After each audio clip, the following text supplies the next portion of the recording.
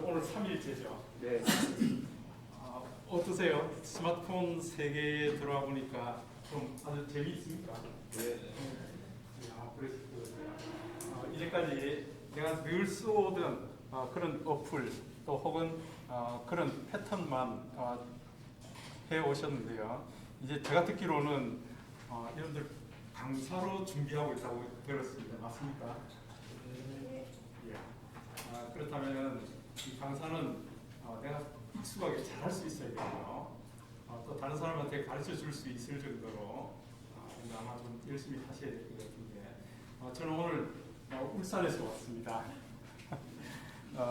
아침에 8시부터 출발해서요. 조금 전에 도착을 했는데 여러분들 어떤 분일까 하고 굉장히 궁금했습니다. 젊으신 분도 있고 또 연세 있으신 분도 있고요. 그래서 오늘 저하고 같이 3시간 동안 여러분들 감성 디지털 콘텐츠요. 이게 뭐고 또 어떻게 하면 이걸 만들 수 있는지 그런 것들을 한번 얘기해 보려고 합니다. 첫 시간에 그 이종구 소장님과 같이 왜 이걸 배워야 되는지 이런 것들은 충분히 이해가 되시죠? 예, 아마 그럴 것 같습니다. 사실은 저도 지금 울산, 그 다음에 부산, 서울, 다음 주는 이제 서울 그 산업은행이요. 저기 삼청동에 있는 한국금융연수원, 예, 거기 이제 매년 대차이씩 와서 제가 강의를 하고 있는데요. 다음 주는 이제 거기 가게 되어 있습니다. 요청하는 이유가 있습니다. 스마트폰 강의를 가보면은 젊은 사람이 와서 좀 강의를 해주면 훨씬 낫잖아요.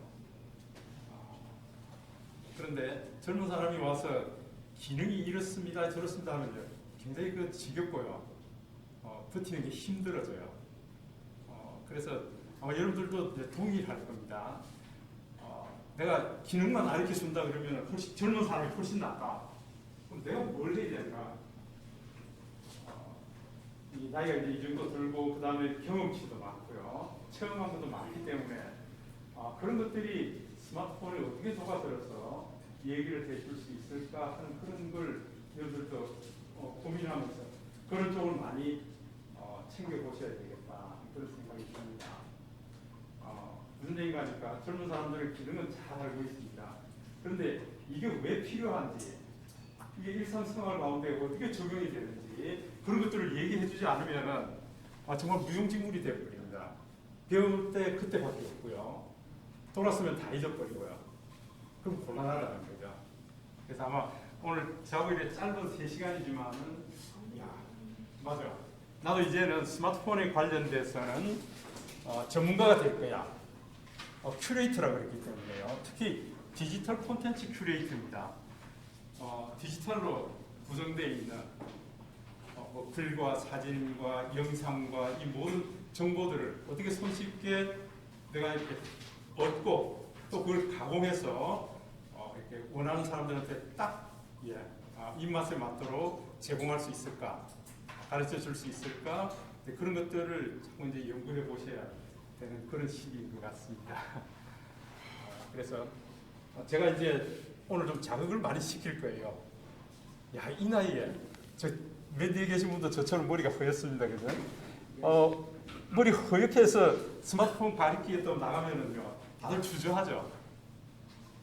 제가 이제 울산에 교육연수원을 담당을 해서 강의를 하고 있습니다. 그러니까 막 공무원에 임용하신 분들 20대 말에서 30대 초예요. 스마트폰 강의 들어가면요, 전부 자세가 이상합니다. 아니, 내가 왜 스마트폰 교육을 받아야 되지? 하고 이제 지그시 넘어갑니다. 그런데 한 30분 지나고 나면은 전부 자세 바로 고칩니다. 왜 그럴까요? 내가 알고 있는 스마트폰이 아니라는 거예요. 그러니까 젊은이들도 알고 있는 그 스마트폰이 극히 제한적이라는 것입니다. 그래서 이 스마트폰의 세계는 참 무궁무진한 것 같습니다. 여러분들이 지금 경기도 일자리 재단에서 SNS 소통 연구소하고 같이 추진하는 이 과정이 참 좋다고 여겨집니다. 아마 첫 시간에 들으셨을 것 같은데요. 스마트폰 활용 지도사 자격증만 국내에 한 59가지 종류가 있다고 그랬죠. 그 중에서 국내에서 최고의 자격증입니다. 제가 왜 최고라고 말씀드리는 거거든요. 저는 이 자격증 없어도 강의를 했었거든요.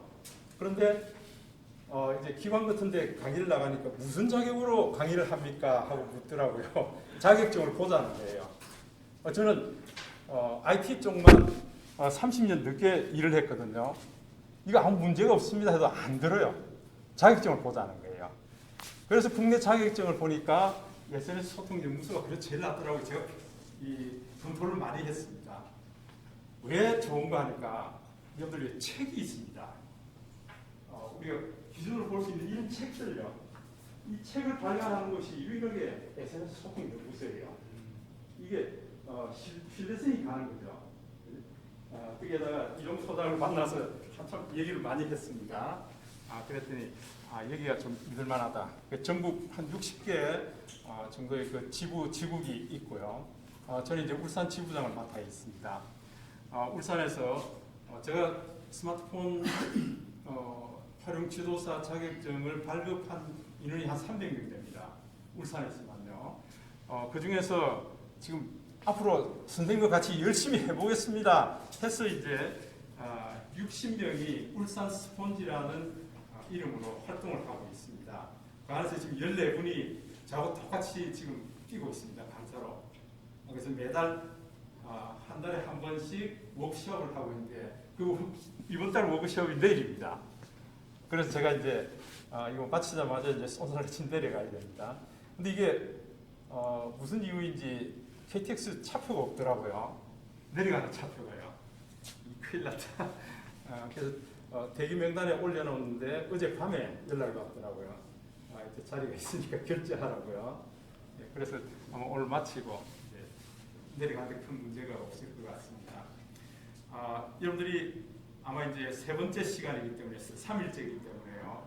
다양한 그리고 오늘 다양한 선생님들을 통해서 다양한 그런 스마트폰의 세계를 접하게 될 텐데요. 오늘 저하고 같이 하시면서 저는 이제 여러분들을 자극을 시켜 놓을 겁니다. 그래서 좀 더 나 더 깊이 있게 알고 싶다 그러면 언제든지 또 연락을 주시고요. 자, 좋습니다. 한번 넘어가 보겠습니다. 저는 현대중공업 정보기술실, 마지막으로는 CAD 개발부 쪽에 그러니까 현대중공업 안에 저는 조선사업부가 있었는데요. 조선사업부의 설계 CAD 프로그램을 개발하고 기획하는 그걸 담당하다가 마지막에 은퇴를 했습니다.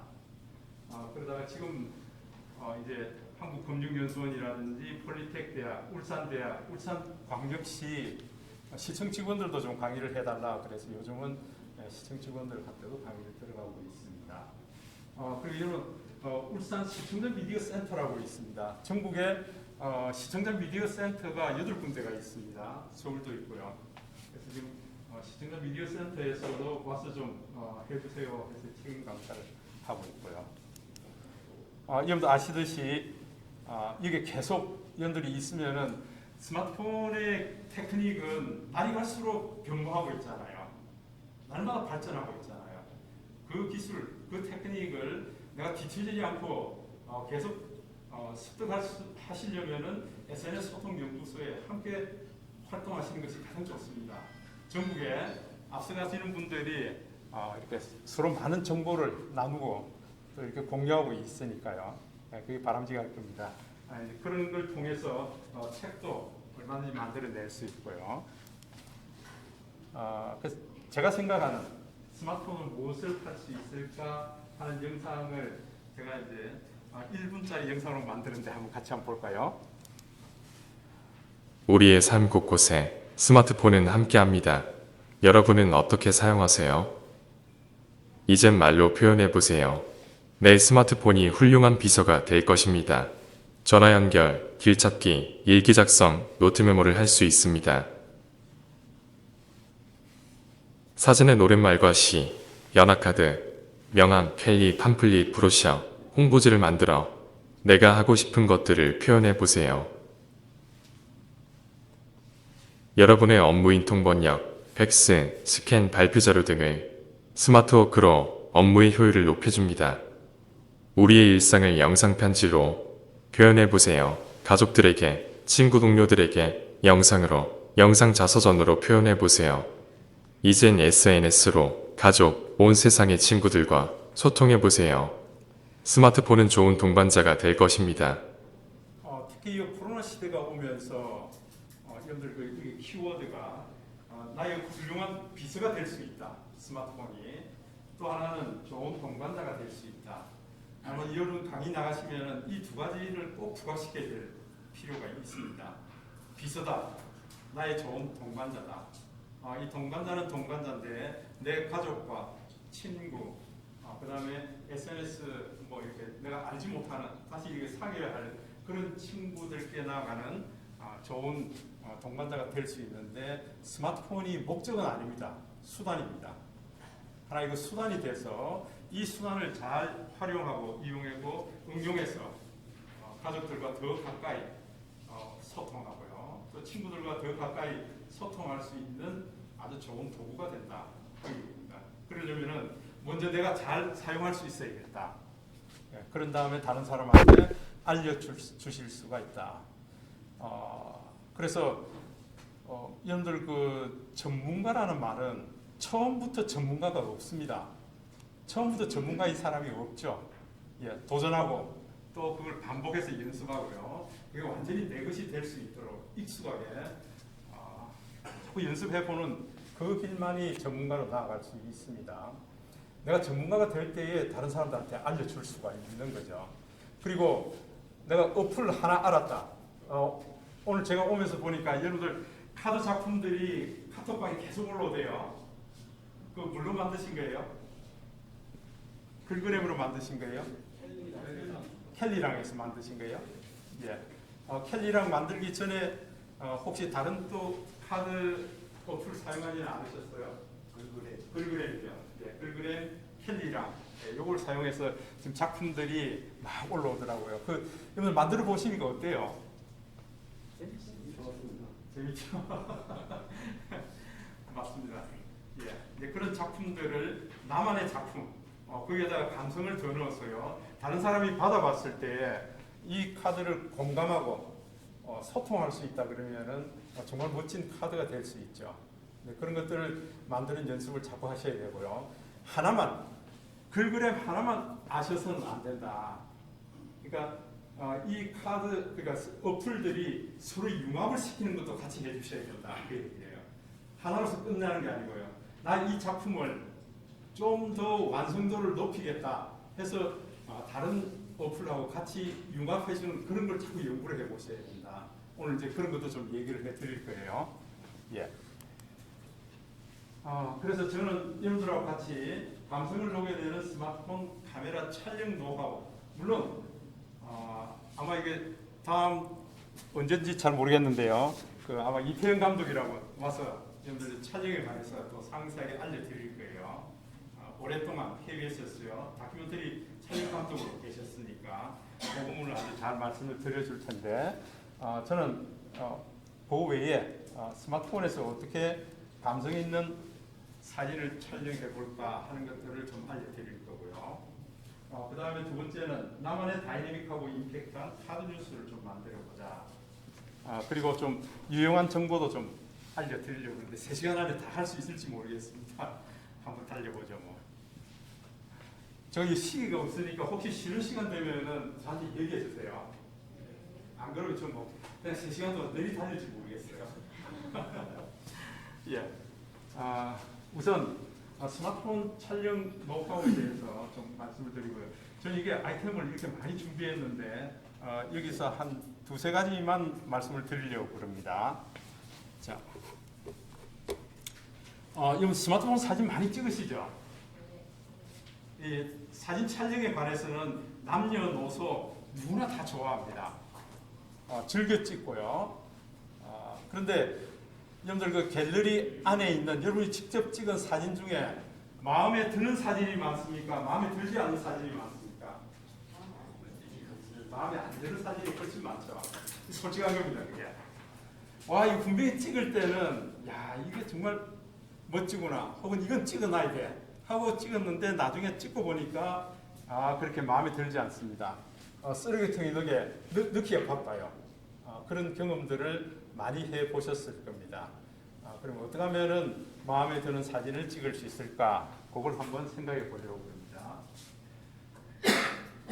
제가 첫 번째 말씀드리고 싶은 것은 사진은 스토리텔링입니다. 여러분들 갤러리 안에 있는 모든 사진들요, 한번 이렇게 끄집어내서 이 사진 뭐 하는 사진입니까? 하고 물어보면 다 얘기를 다 하세요. 무슨 얘기가 하니까 사진마다 스토리를 다 가지고 있다.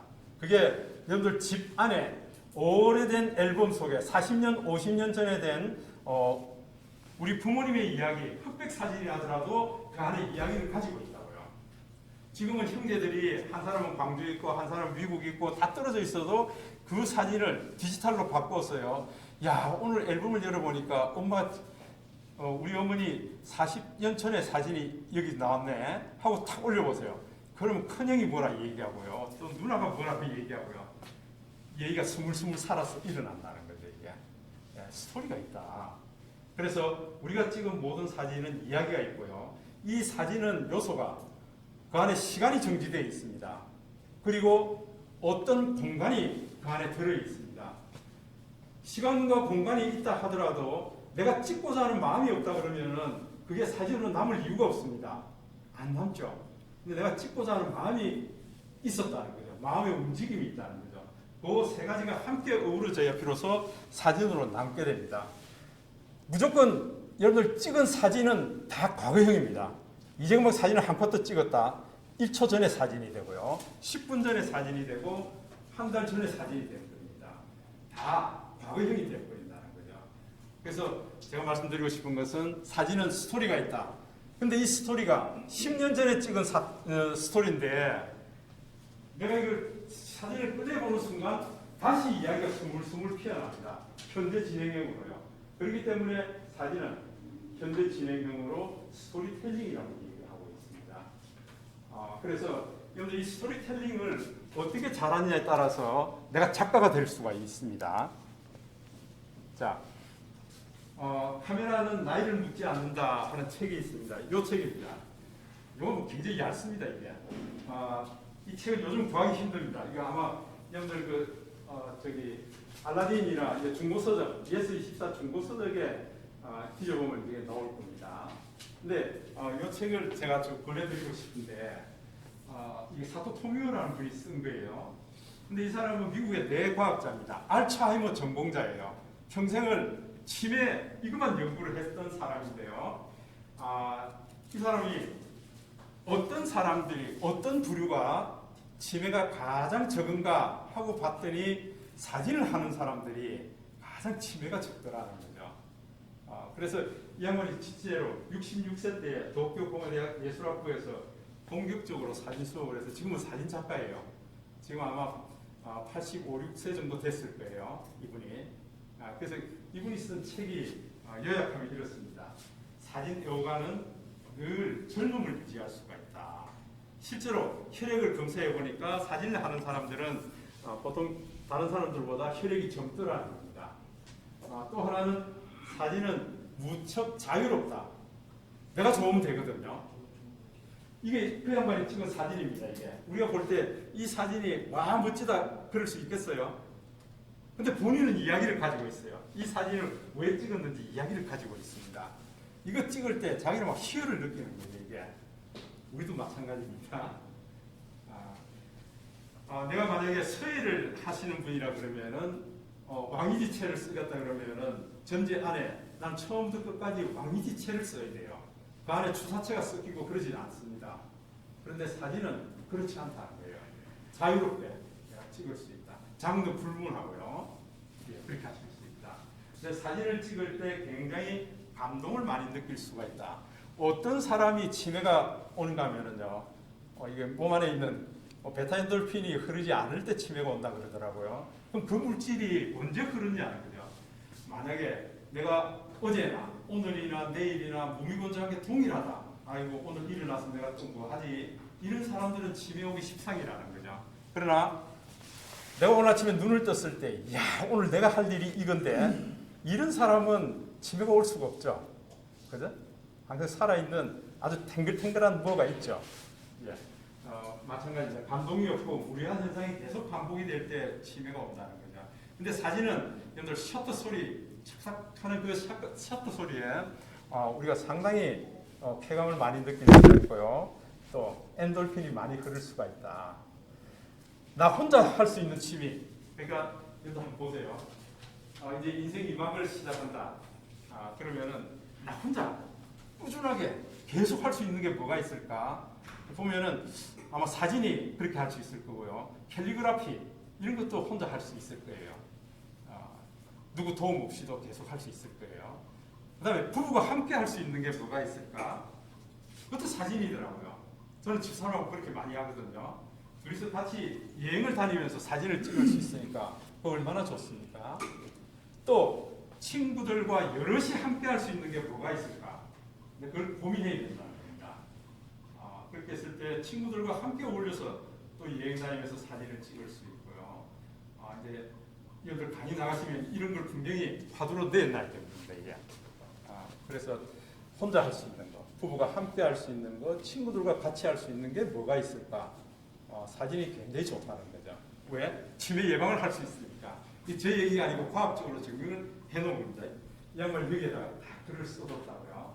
그 다음에 사진은 나 혼자 보려고 찍는 것이 아니더라. 연결고리가 있더라는 거죠. 그 다음에 특히 저는 이게 손녀가 셋이 있습니다. 손녀 얼굴을 찍을 때에 모르는 사람이 손녀 얼굴을 찍게 되면 애들이 얼굴이 경직이 될 거예요. 근데 할아버지가 찍어주면 어떻게 될까요? 얼굴 근육이 굉장히 부드러워집니다. 얼굴 근육은 제가 보니까 한 80개 정도 있다 그래요. 그래서 저는 매년 이런 책을, 가족들 책을 이거 한 3권, 4권 정도를 만듭니다. 이게. 큰 딸은 서울 과천에 있고요. 적은 딸은 부산에 있고 다 결혼했어요. 애들이 다 있는데 걔네들이 이제 한 번씩 집에 오면은 제가 찍고 아니면은 카톡방에다 이런 사진을 보내줘요. 그러면 그걸 보고 제가 또 한 번 더 가공을 하죠. 그렇게 해서 여러분 켈리 송글 씨도 넣고 이렇게 해서 책을 만들어 놓습니다. 이게. 자, 아빠가 이번에 3, 4분기에 이런 책을 한번 이제 이렇게 만들었어. 그러면 애들이 그럽니다. 아빠, 우리 집에 요거 10권 주세요. 또 부산에서는 이거 5권 주세요. 이거 사돈집에도 줘야겠습니다. 이러면 이게. 그럼 제가 돈이 많이 나갈까요? 용돈이 더 많이 생깁니다. 용돈이 더 많이 생겨요. 예, 이걸 스마트폰에서 다 할 수 있다는 거. 예, 이런 책들을 우리가 쉽게 만들어낼 수 있다는 거고요. 또 그 다음에 요거 이제 큰 손녀에 대한 이게 할아버지가 쓴 육아일기예요. 여러분들도 아시다시피 우리 애들 낳아서 애들 낳고 난 이후에 여러분들 이런 책을 쓸 수 있겠어요? 애들 돌볼 때는 바빠서 못해요. 제가 그랬거든요. 근데 할아버지가 되니까 시간에 여유가 있는 거예요. 그러니까 요놈이 태어나면서부터 시작해서 5살까지 되도록의 얘기가 스마트폰이 있으니까 전부 사진도 찍고요. 제가 이거 그냥 여러분들 어제 구글 어시스턴트 하셨죠? 내가 말하면은 말하는 대로 제가 일기를 다 써주는데요. 일기 써놓은 거 그냥 그대로 해서 내가 이 책 의뢰해버리면 돼요. 이러면은 얘가 이제 올해 초등학교 입학했어요. 이제 지가 혼자 읽을 수 있어요. 그래서 할아버지, 요 책이 처음에 요 조그만했어요. 할아버지 요거 좀 크게 해주세요. 그래서 이제 새로 또 만들었죠. 스마트폰으로 책을 만들면요. 한 권도 인쇄가 되고, 10권도 인쇄가 되고, 5권 해달라 그러고, 얼마든지 할 수 있습니다. 그게 굉장히 큰 장점이에요. 그래서, 예. 스마트폰에서 다 할 수 있다. 예, 스마트폰을.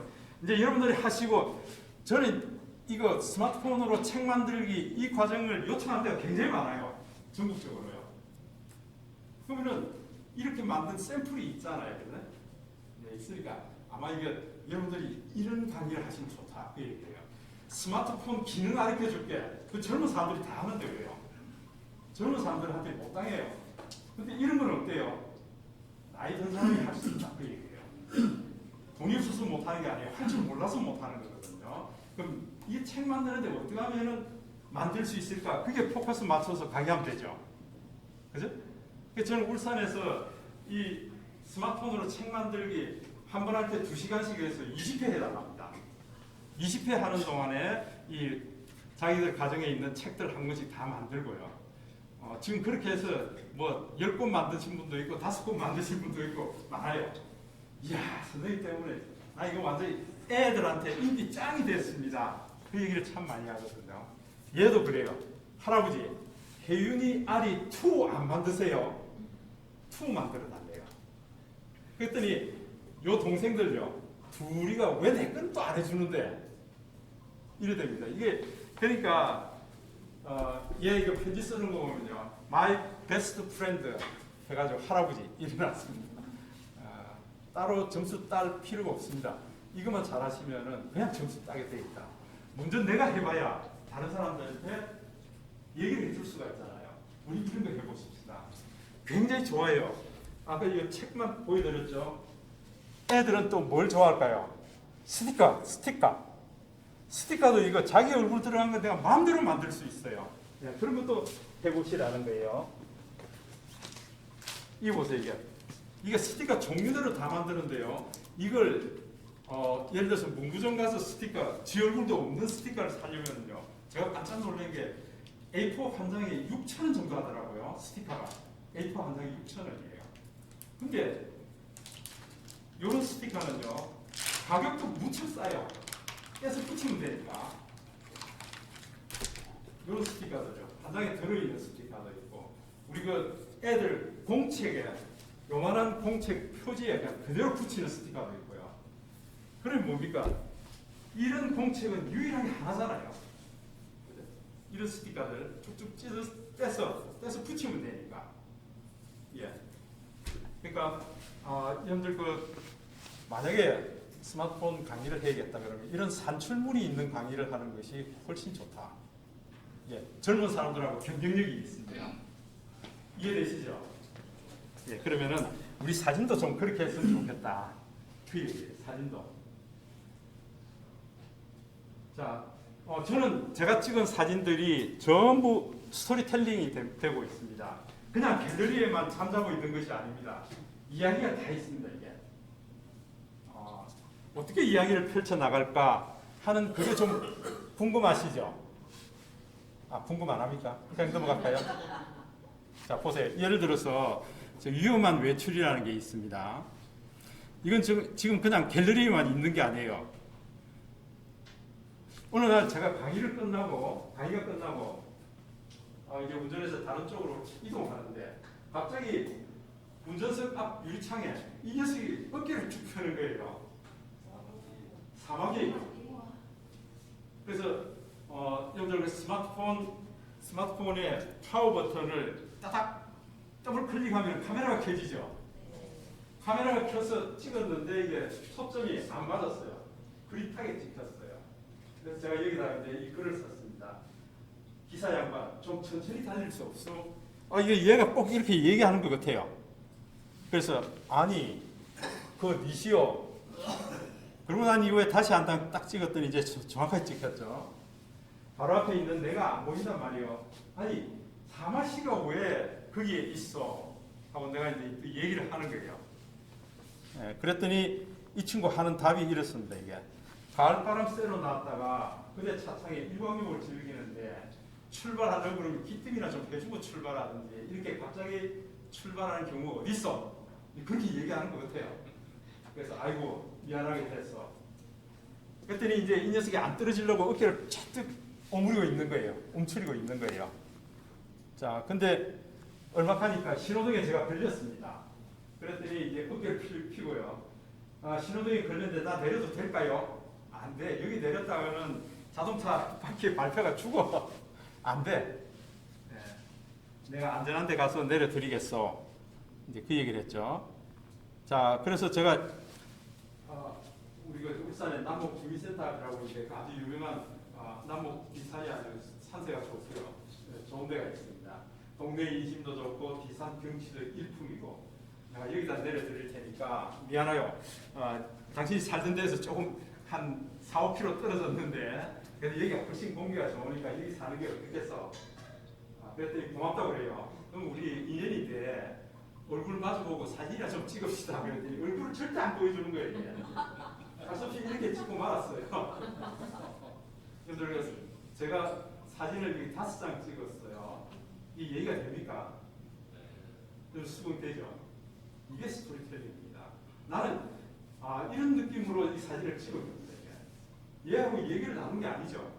근데 이걸 의인화시켜서 지금 이렇게 얘기를 할 때 서로 공감을 할 수가 있는 겁니다. 이게 이제 스토리텔링이에요. 여러분 사진 찍을 때 얼마나 좋은 장비로 잘 찍고 이게 중요한 게 아니고요. 어떻게 스토리를 입혀 나갈까?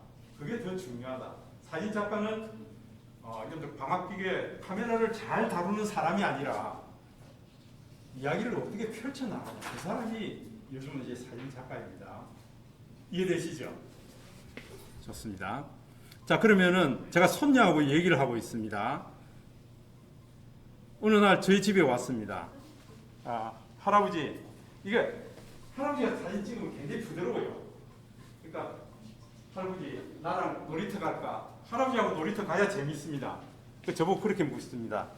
그래서 제가 그럽니다. 이쁜 짓 하면 내가 데려갈게. 이쁜 짓 하면 그랬더니 지가 할아버지 놀리느라고 이러고 있습니다. 이게 이쁜 짓이래요. 아니 그거 말고 그랬더니 조금씩 이제 바뀝니다. 보세요. 네, 이렇게 바뀝니다.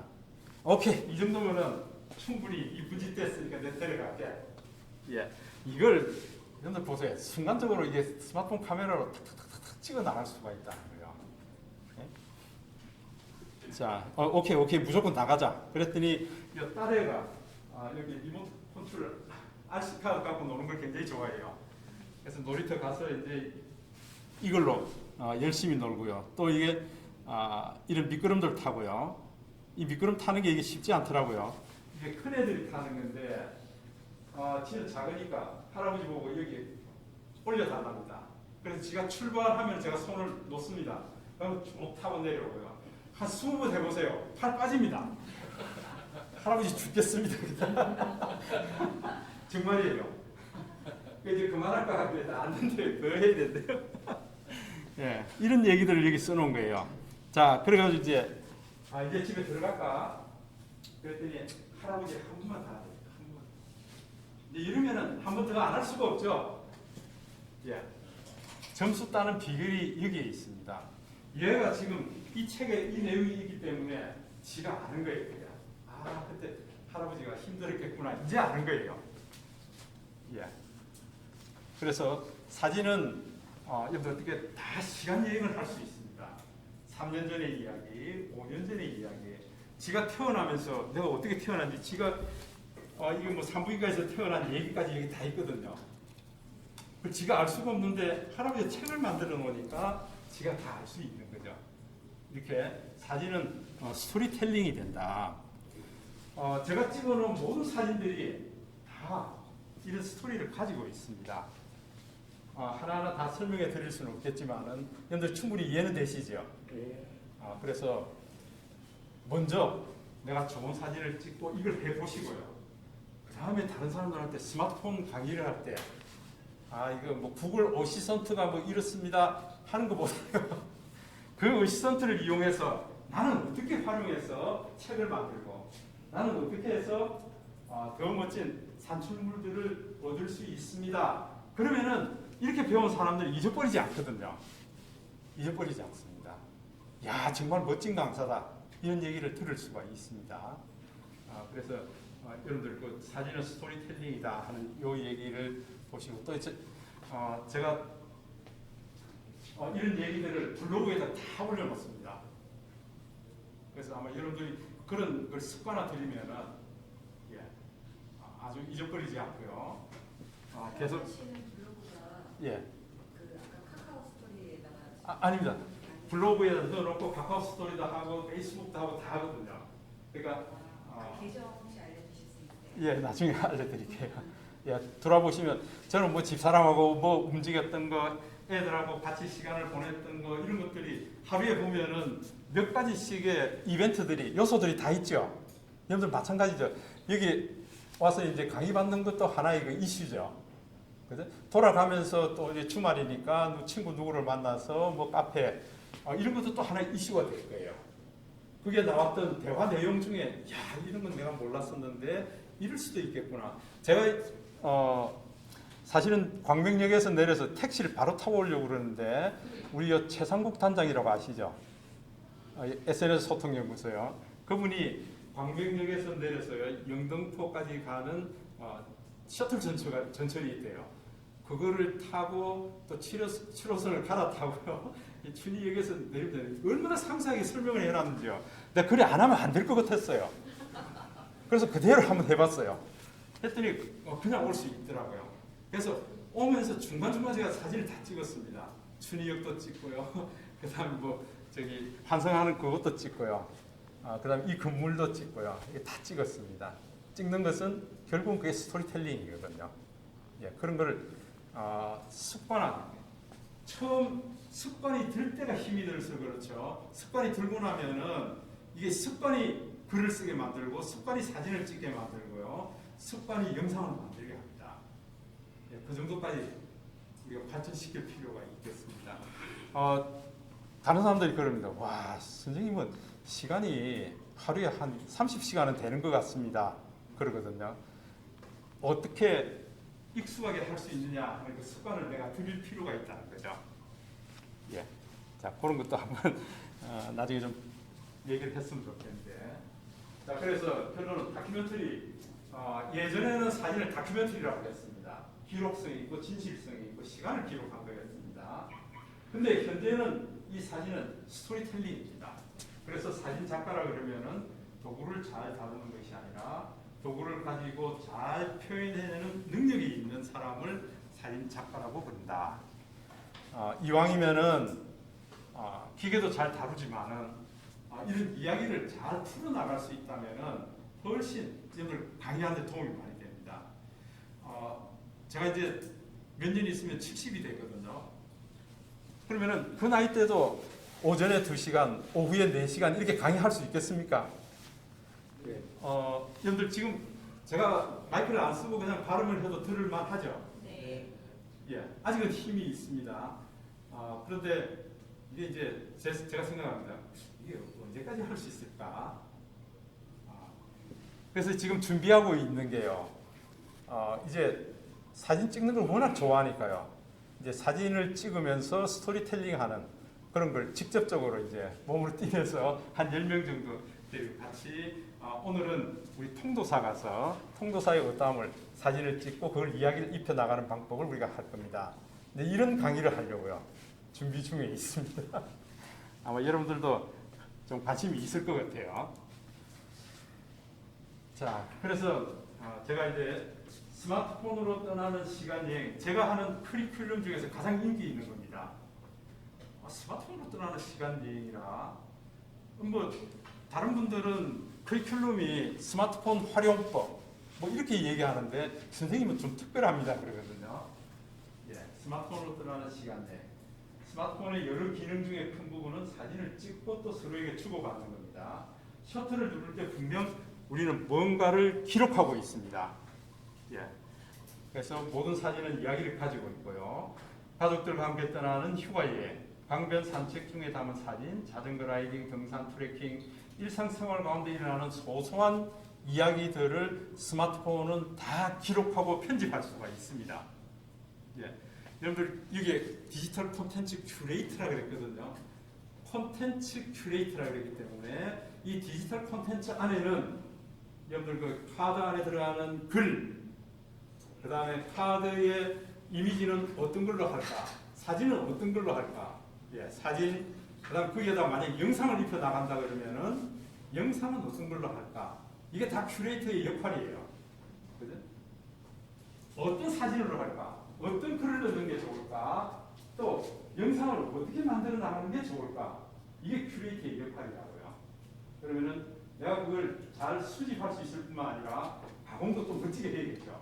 우리 사람들의 마음을 탁 움직일 수 있도록 그런 콘텐츠를 먼저 만들어 보셔야 된다. 예, 그런 다음에 내가 얘기해 줘야겠다. 그래서 스마트폰으로 떠난 시간 여행은 우리의 일상을 여러모로 정리하고 기록하는 겁니다. 그래서 스마트폰으로 글과 사진과 영상으로 표현하는 과정으로 새롭게 나오고요. 이렇게 만드는 목적은 소통입니다.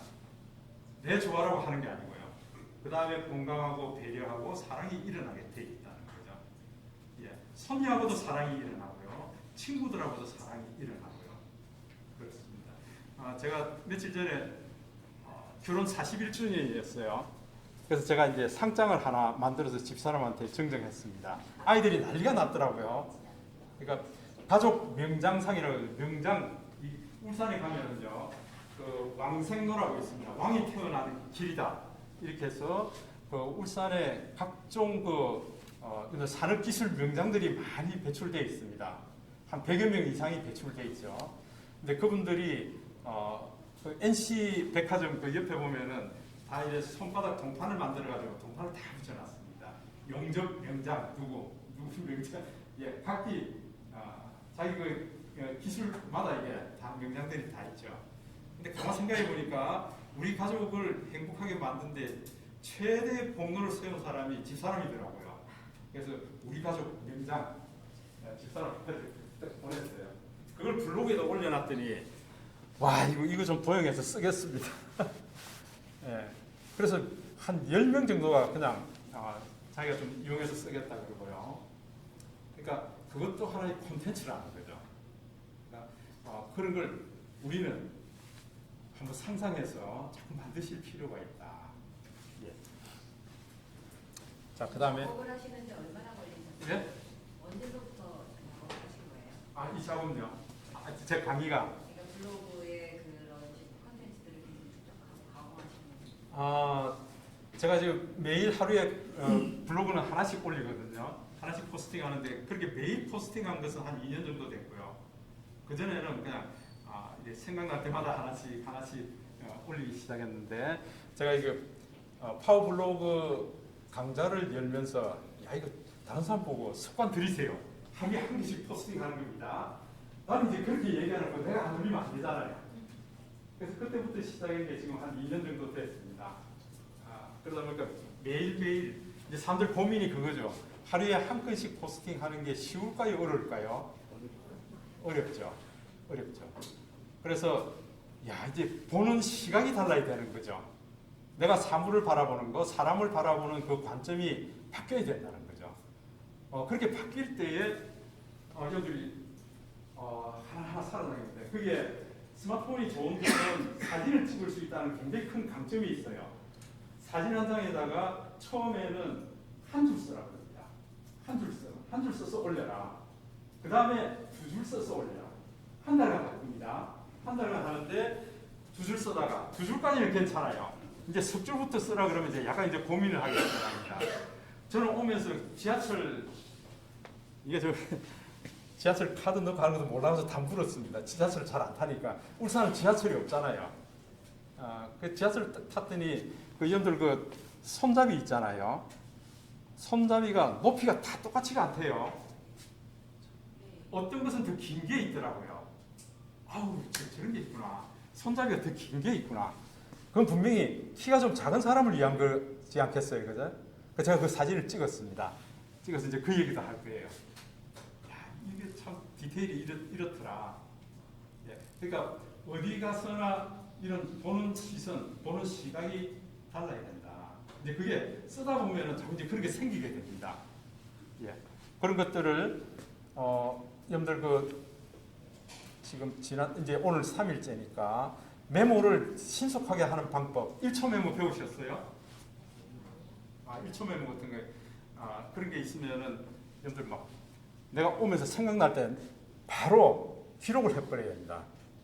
예, 기록을 해놓고 나면은 그게 한번 보세요.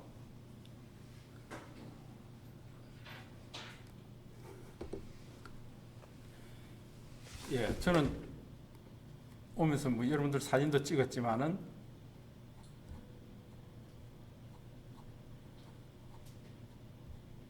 예, 뭐 와서 이거 저기 국수 먹으면서 찍어놨네요.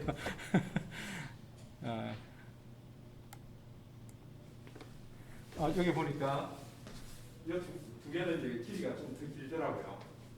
손잡이가. 그래서 이게 키가 작은 사람들을 위해서 좀 이게 배려해 놓은 거구나 하고 좀 제가 이제 찍어놨고요. 그래서 저는 이 블로그가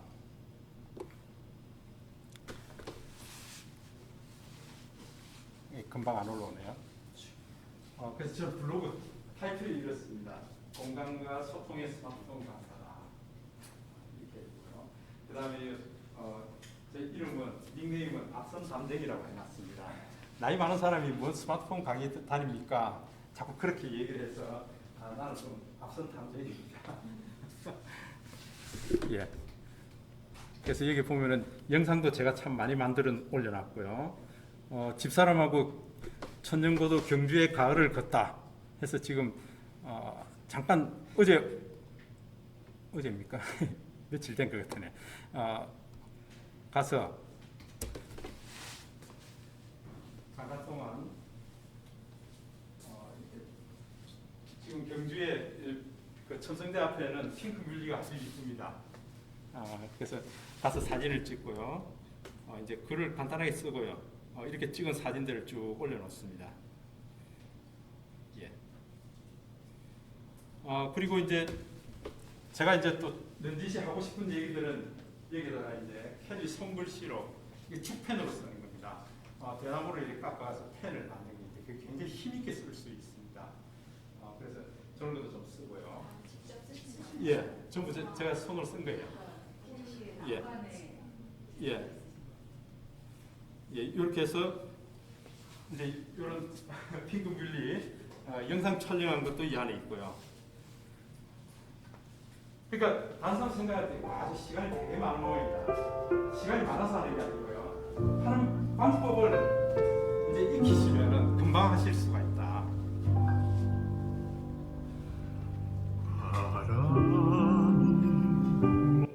예. 노래는 아닙니다. 노래까지는 아니고요. 제가 노래까지 하면은 얘기 안 합니다. 이게 보문 호수에 이게 지금 일몰 풍경인데요. 일몰이 아주 이쁩니다. 호수에 비치는 그 일몰이 예, 집사람이 아주 분위기 있는 소녀가 돼 보이죠. 예, 이런 사진도 넌지시 그냥 찍어버리고요. 이제 이러면은 집사람이 제가 사진 찍는다 그러면 언제든지 포즈를 취합니다. 왜? 당신이 찍는 사진이 가장 좋더라. 사진 결과 보면은 항상 제일 좋다는 거예요. 이제 또 항상 얘기하죠. 오늘이 제일 젊은 날이야. 오늘이 지나면은 우린 자꾸 나이 들어가는 수밖에 없잖아요. 그죠? 예, 이제 이런 걸 다 이렇게 남겨두고요. 예. 그 다음에 이제 이런 것도 영상으로 남겨둔다고요. 한번 보세요. 요즘은 젊은이들이 이런 영상을 좋아해요. 9대 16 영상. 그래서 9대 16 영상 찍는 방법도 여기 좀 익혀주셔야 돼요. 내 자녀들하고 소통하려고 그러면 이런 영상을 찍으세요.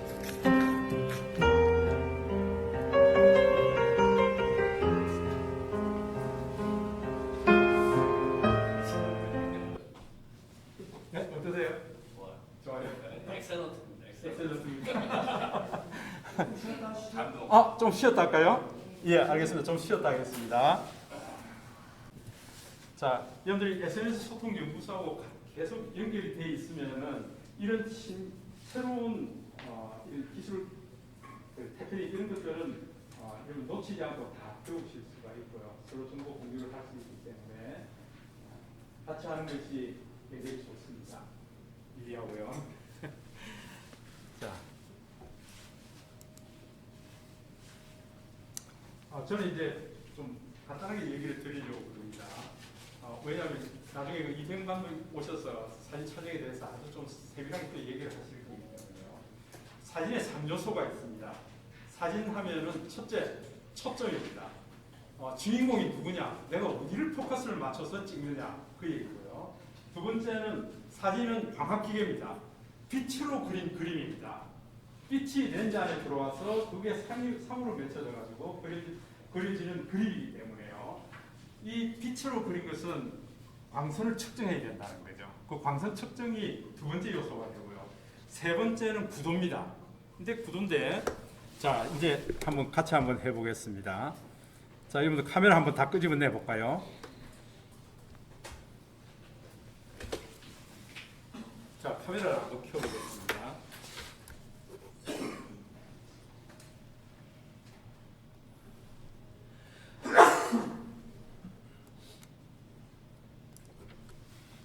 자, 저도 이 카메라를 한번 끄집어 냈습니다. 여러분들 우리 다 비칩니다. 여러분들 여기 싱글 테이크, 사진, 인물 사진, 프로 동영상, 이걸 카메라 모드라고 합니다. 카메라 모드가 보통 12개 이상입니다. 12개 이상인데 여러분들은 주로 이 사진에서 많이 찍을 거예요. 그죠? 사진을 놓고 많이 찍죠. 여러분들 감성 있는 사진을 찍으려고 그러면은 인물 사진을 찍으세요. 인물 사진을 찍을 때 가장 감성 있는 사진을 찍으실 수가 있습니다. 아웃포커싱을 가장 잘 시켜주는 것이 인물 사진입니다. 여러분들 그 예전에는 아마 지금 여러분들 내 카메라에 인물 사진 모두 없는 분 손들어 볼까요? 없어요. 라이브 포커스라고 있습니까? 라이브 포커스라고 있죠. 인물 사진 모두 이전에는 라이브 포커스였습니다. 근데 이제 최근에는 인물 사진으로 이제 통합이 됐는데요. 그러면은 라이브 포커스라는 것은 조금 오래된 스마트폰이다. 그렇게 보시면 되겠죠. 예. 바꿀 때가 됐을까? 좀 고개를 갸웃갸웃하고 있을 거예요. 예. 예, 인물 사진 모드. 이걸 제가 추천드리고 싶습니다. 이 사진만 잘 찍으시면은 여러분들 굉장히 기가 막힌 사진을 찍을 수가 있다. 자, 인물 사진을 했을 때 여러분들 저는 1X하고 2가 있습니다. 여기 지금 3번까지 있는 분도 있을 거예요. 3번까지 있는 분 있으세요? 3. 여기 렌즈 종류를 얘기하고 있습니다. 1X 노멀하게 1대1로 찍는 겁니다. 2 조금 더 확대해서 찍는 겁니다. 망원으로 찍겠다. 2를 한번 놔볼까요? 2를 넣으면은 조금 더 크게 확대가 됩니다. 보세요. 조금 더 확대. 이렇게 됩니까? 그 다음에 이 인물 사진의 옵션이 요놈입니다. 이게 옵션이에요. 옵션인데, 자, 한번 보세요. 이 옵션 한번 눌러볼까요? 눌렀을 때, 여러분들 이 옵션이 여러 가지가 있습니다. 블러. 지금 블러라고 놔져 있습니까? 블러 놓았습니까? 대답이 없는 거 보니까 지금 저 혼자만 하고 있는 것 같아요. 됐습니까? 블러를 놓고요. 이 블러라는 것은 아웃포커싱을 얘기하는 거예요. 주인공을 선명하게 찍고 그 다음에 주인공보다 앞에 있거나 뒤에 있는 것은 흐리게 만들겠다. 그 얘기입니다. 자, 그러고 난 다음에 이게 블러 레벨입니다. 블러 레벨이 여러분 얼마로 되어 있습니까? 7. 3. 맥시멈 7로 두세요. 7로 두세요. 사진 찍을 때는 여기 항상 7로 두세요. 7로 두고 사진을 찍을 거예요. 이해되세요? 자, 이렇게 놓고 제가 사진을 한번 찍어 보겠습니다. 찍는데 여러분 이게 셔터죠? 이게 셔터입니다. 셔터 그냥 그대로 찍으면은 오토매틱, 그러니까 자동 초점 방식이에요. 이 프레임 안에 들어오는 모든 피사체는 정확하게 찍겠다 그 얘기예요. 이게 자동 초점 방식입니다. 그런데 지금부터 내가 찍을 때 이렇게 찍을 겁니다. 자, 한번 보세요. 우리들 성함이 이두영 선생님을 제가 찍어볼 거예요. 자, 이두영 선생님 찍는데 이두영 선생님 눈을 제가 터치할 거예요. 이두영 선생님 눈을 터치할 겁니다. 지금 정확하게 이제 초점이 맞았습니다. 눈을 아예 밑으로 내리셨네, 그죠? 자, 이렇게 하고 제가 한번 찍어보겠습니다. 자, 웃는 모습이 좋습니다. 하나, 둘. 자, 이렇게 해서 제가 찍었습니다. 찍고 난 이후에 인물 사진의 굉장히 큰 강점이 뭔가 할까요? 제가 이제 금방 찍은 사진이 여기 있습니다. 이 사진을 제가 한번 불러볼 겁니다. 어떠세요? 이거 사진 기자가 찍은 것처럼 보이죠? 인물 사진은요, 내가 초점을 맞춘, 여기는 정확하고요. 그 다음에 이보다 거리가 가깝거나 먼 것은 다 아웃포커싱 시켜버립니다. 여러분들 그 자녀들 이렇게 찍어주셔야 돼요. 자, 그런데 더 놀라운 게 있습니다. 이 사진을 지금 여러분들 보고 계시죠? 자, 이 사진을 한번 터치해 보면은요, 배경효과 변경이라고 나옵니다. 배경효과 변경. 뭡니까? 찍고 난 이후에 내가 포커스를 바꾸겠다 그 얘기예요. 이게 여러분들 스마트폰 사진에만 지금 이게 적용이 돼 있어요. 그러니까 스마트폰 사진만 이런 특장점을 가지고 있다. 자, 한번 해보겠습니다. 잘 한번 보세요. 제가 효과 변경할 거야. 그래서 제가 효과 변경 눌렀습니다. 예, 그랬더니 사진에 초점을 맞출 영역을 터치하라 그럽니다. 뒤에 분 나오세요. 뒤에 분이 선명해지죠? 여기는 어때요? 이 뭐예요 이게? 초점을 찍고 난 이후에 바꿀 수 있다 그 얘기예요. 이게 얼마나 큰 강점이에요? 그죠? 여기 이제 코로나가 좀 자유스러워져가지고 이제 유럽 여행 간다. 인물 사진을 놓고 찍으세요. 그렇게 해서 배경까지 살리겠다 그러면은 뒤에 배경을 살리면 되죠. 무슨 얘기인가 보세요. 제가 이제 이대용 선생님을 초점을 맞췄습니다. 맞추고 난 다음에 나 뒤에 배경이 이게 프랑스인지 이탈리아인지 모른다. 그러면 어떻게 할까요? 여기 이 레벨을 조정하면 돼요. 레벨 한 스텝 5단계, 4단계, 3단계, 2단계 떨어뜨리니까 뒤가 점점 선명해지죠. 이걸 찍고 난 이후에 뒷 배경을 어느 정도까지 내가 조절을 할 수 있다 그 얘기예요. 여러분 이런 사진 찍어 보셨어요? 아니요. 왜 못 찍었습니까? 몰랐어요. 몰라서 못 찍었어요. 몰라서 못 찍었어요. 이거 삼성전자에서도 얘기도 안 해줘요. 제가 이거 굉장히 목이 아픕니다 이게. 이런 기능이 있는데 왜 안 쓰십니까? 그죠? 여러분들이 이걸 익히 쓰셔야 돼요. 익혀서 사용하고 그 다음에 다른 사람들한테 가르쳐 줄 수 있어야 된다. 야, 인물 사진 모두 이거 기가 막힌 게 있어. 이걸 하셔야 된다. 자, 그러면은 다시 한번 정리하겠습니다. 인물 사진을 찍으시되 여러분들 찍을 때에 어떻게 찍는다고요? 보세요. 지금까지는 내가 그냥 찍었습니다. 보세요. 이렇게 했어요. 자, 제가 이 화면에 들어오는 대로 지금 이 셔터를 눌렀어요. 이 셔터를 누르게 되면은 이 프레임 안에 있는 모든 피사체는 정확하게 찍으려고 하는 속성이 자동 초점 방식이에요.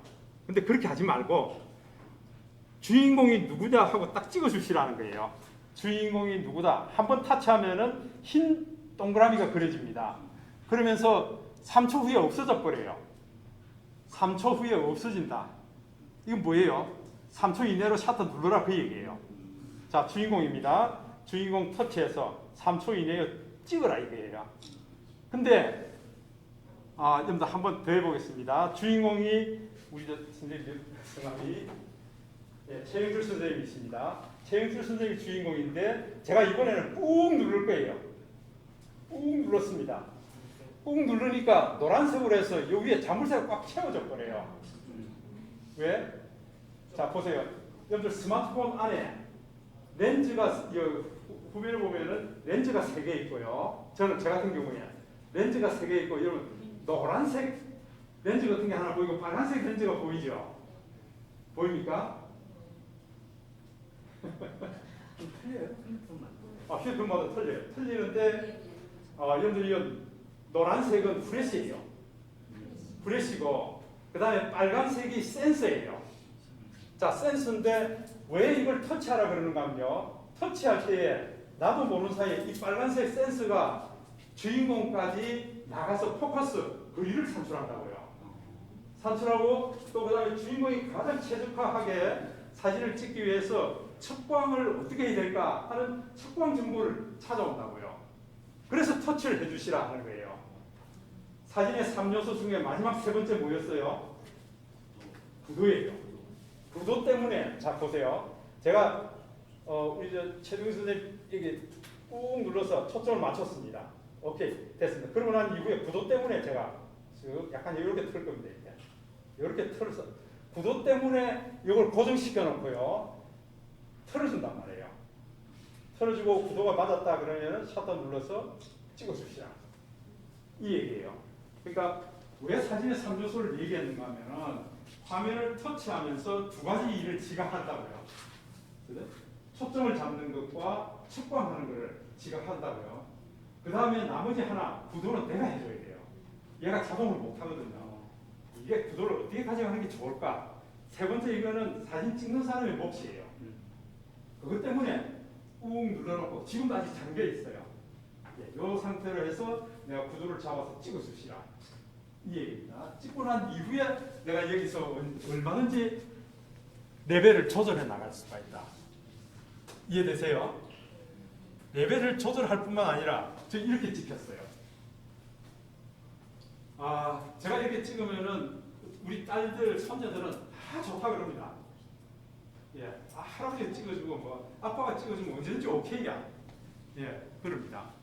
그런 다음에 한번 잘 보세요. 아까 요 배경 효과 변경을 할 수 있다 그랬죠. 배경 효과 변경하면서 첫 번째 할 수 있는 게 레벨을 조절할 수 있어요. 레벨을 조절하면서 뒤에 배경이 점점 살아나게 만든단 말이에요. 이해되세요? 그런 다음에 여기 블럭뿐만 아니고 다른 옵션이 또 있어요. 두 번째 옵션 했더니 두 번째 옵션이 스튜디오라고 부릅니다.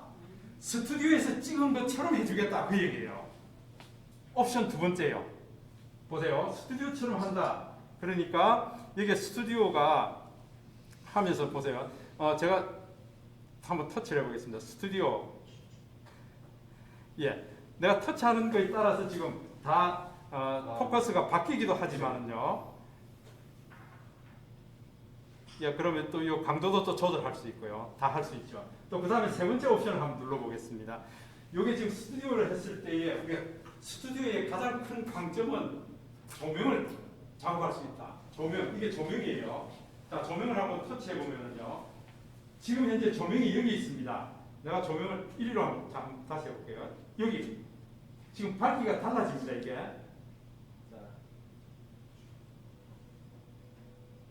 이렇게 해놨고요. 조명. 예. 여기에 따라서 빛이 오는 게 달라진다고요. 주인공의 빛이 있는 조명을 내가 조절할 수 있다. 여기 있어요. 자, 그 다음에 세 번째 옵션요. 세 번째 옵션 요걸 놓으면은 뒤에 스핀을 시켜버립니다. 이게.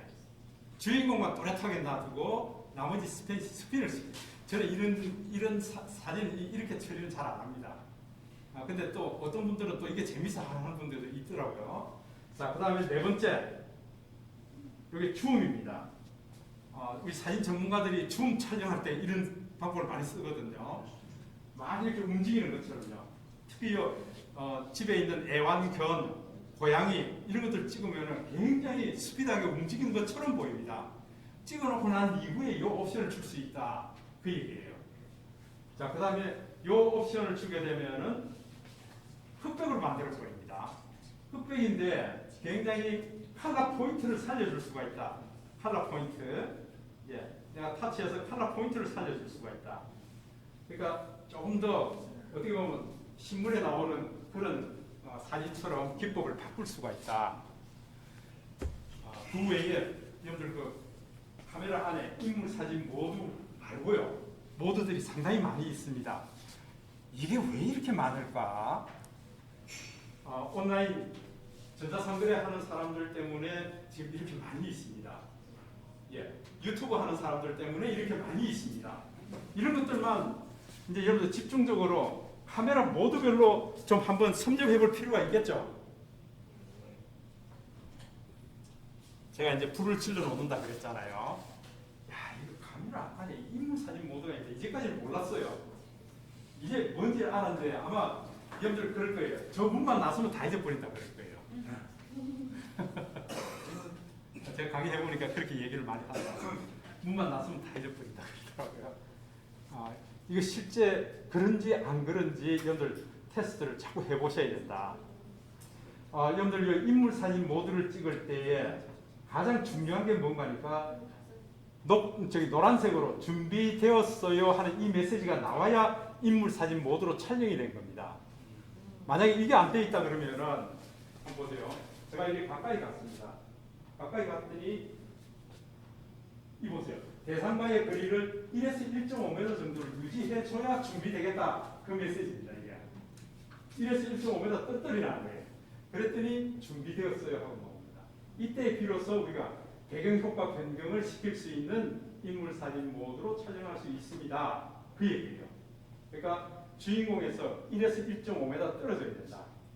그러면은 이거 아웃포커싱을 아주 극대화시켜서 사진을 찍을 수 있다. 그 얘기입니다. 이게 녹록지 않다 그러면은 인물 사진 모두만 넣고요. 그냥 찍으셔도 돼요. 지금 이제 준비되었어요. 모두 나왔습니다. 이렇게 찍은 사진이 그냥 일반적으로 찍은 사진은 지금은 터치해서 잡지 않았습니다.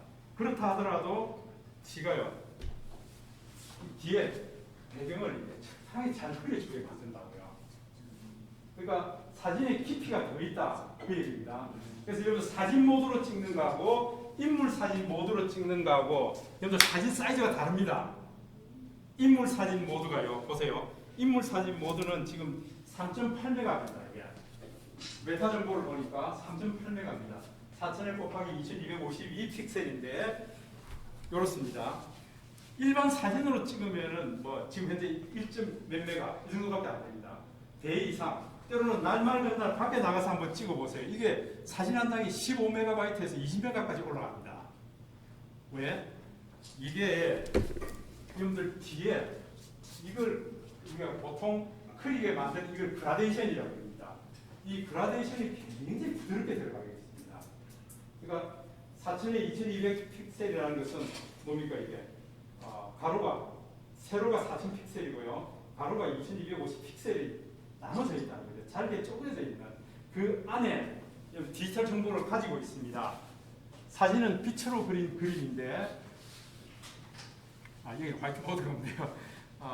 여러분들 그 픽셀 안에 들어가는 정보가 결국은 빛의 3요소예요. RGB 값이 들어갑니다. 레드 값이 얼마고요. 그린 값이 얼마고 그 다음에 블루 값이 얼마고 여기에 알파가 들어갑니다. 밝기가 어느 정도 되느냐 촉감 값이 그 안에 들어갑니다. 각 픽셀마다요. 와, 여러분 이해되세요? 그걸 예전에는 사진관에서 다 이거 붓으로 수작업을 해줬죠. 디지털은 내가 직접 다 할 수 있다고요. 내 마음에 들도록 다 조절할 수가 있다고요. 그런 기능까지 익히시면은 여러분들 사진에 대해서 점점 깊어지게 될 겁니다. 자, 우리 그 인물 사진 모드 하나만 해서 지금 끝이었죠. 그 다음에 동영상도 많이 찍으시죠? 동영상 많이 찍습니까? 네. 자, 저도 이제 동영상을 굉장히 많이 찍습니다. 여기 보면은 프로 동영상이라는 것도 있고요. 그냥 동영상이 있습니다. 그냥 동영상은 이 프레임 안에 있는 피사체는 다 정확하게 찍으려고 하는 속성을 제가 가지고 있습니다. 그런데 제가 이제 좀 추천드리고 싶은 것은 프로로 찍으세요. 프로는 전문가용이라는 거죠. 사진에 대해서 전문가용으로 찍을 필요가 있다. 그래서 여러분들 한번 지금 프로가 있고 프로 동영상이 있죠. 프로 한번 볼까요? 프로 사진이요. 프로 사진.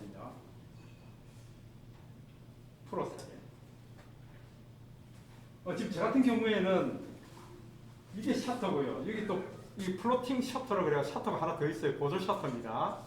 요거는 우리가 언제든지 이게 원위치 시켜버릴 수 있고요. 여러분들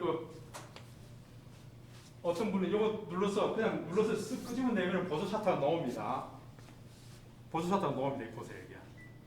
근데 때로는 내가 한 손에 우산 들고요. 한 손에 스마트폰 잡고 이렇게 사진을 찍어야 되거든요. 그때는 내가 세워서 찍는다. 그러면 이 셔터가 내가 언제든지 찍기 좋은 위치에 있어야 된다고요. 이걸 내가 마음대로 조절할 수 있으니까 플로팅 셔터라고 합니다. 플로팅 셔터 나옵니까? LG는 안 돼요. 네? LG는 안 돼요.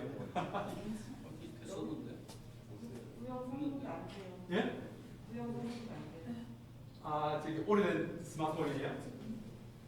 그러니까 저기 되는 것도 있고 안 되는 것도 있을 거예요.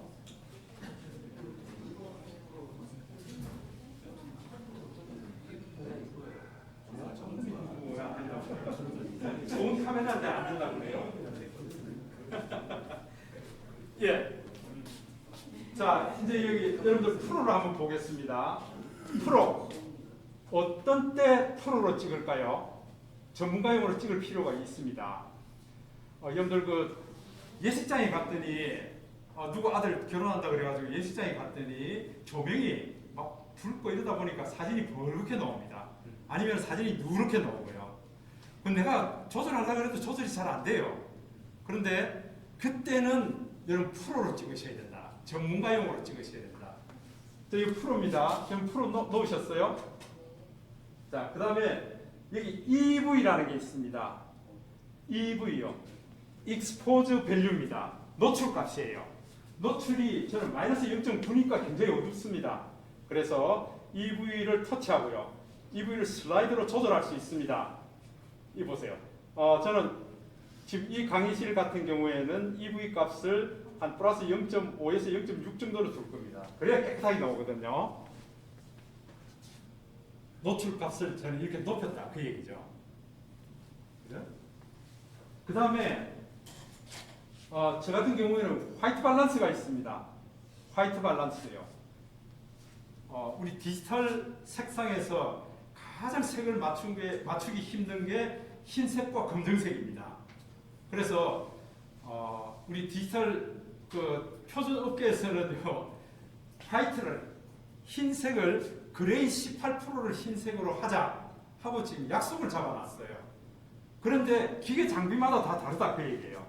자, 지금 화이트 밸런스를 놓겠습니다. 화이트 밸런스를 놓고 내가 슬라이드를 조정합니다.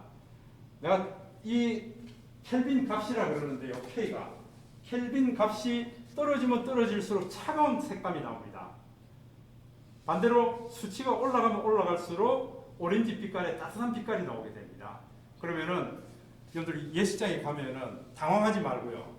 화이트 밸런스 이걸로 가장 최적화한 상태를 내가 만들면 됩니다. 만들어집니까? 저 같은 경우에는 지금 보니까 이 룸 같은 경우에는 한 6,000 정도, 6,000K 정도 하니까 조금 색 온도가 맞는 것 같습니다. 그러니까 어디 가서든지 이걸 좀 맞춰 주셔야 된다. 아까 내가 사진을 찍을 때 내가 터치를 해줬는데 터치하면은 두 가지 일을 한다 그랬죠. 포커스를 잡고 그 다음에 측광을 한다 그랬죠. 근데 이거 내가 전부 다 하겠다 그 얘기예요. 내가 전부 다 하겠다. 예? 화이트 밸런스 EV 요걸 통해서 내가 맞추고요.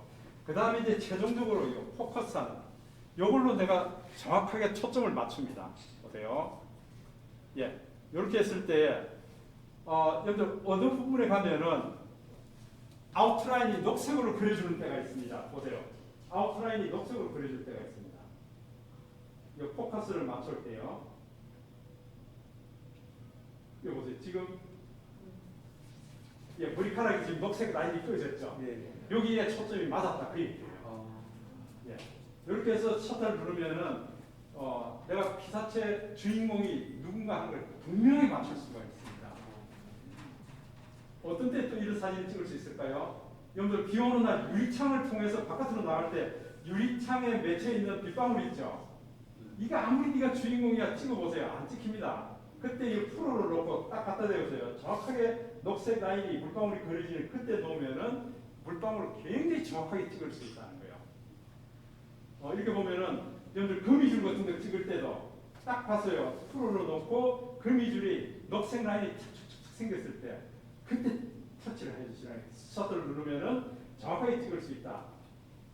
좀 이해되시죠?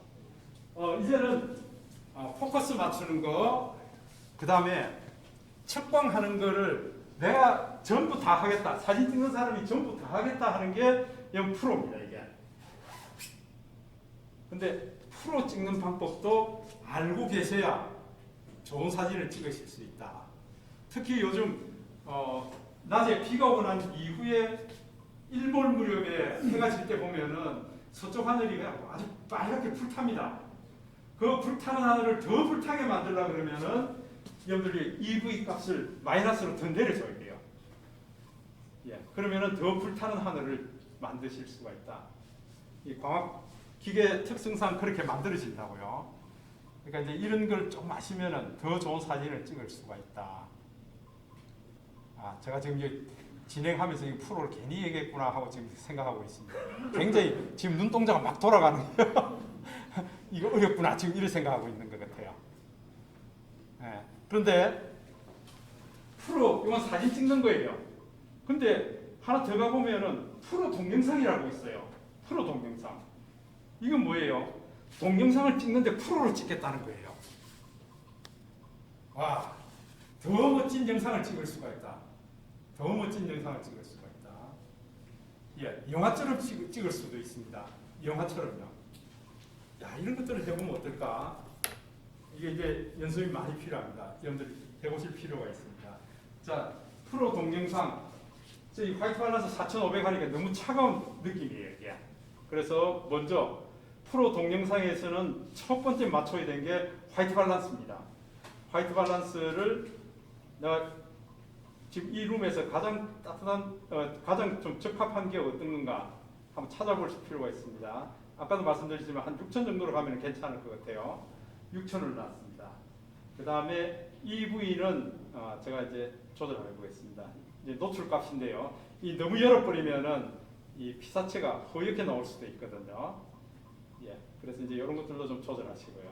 그 다음에 제일 중요한 게 포커스입니다. 지금부터 초점을 내가 조절하겠다. 그 얘기죠. 초점을 조절하는데, 자 보세요. 초점이 정확하게 맞은 데는 이것도 마찬가지로 녹색 라인을 그리고 있습니다. 이게. 예, 이때는 제일 정확하게 맞았다. 그 얘기죠. 예.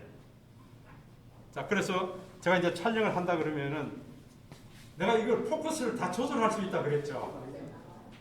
포커스를 조절할 수 있다. 예, 그러면은 저는 이거 아주 가까이 있는 건 메모장부터 해볼 거예요. 메모장 하니까 지금 이 초점이 안 맞습니다. 저 조명을 해보니까 조명이 보세요. 이게 이런 식으로요.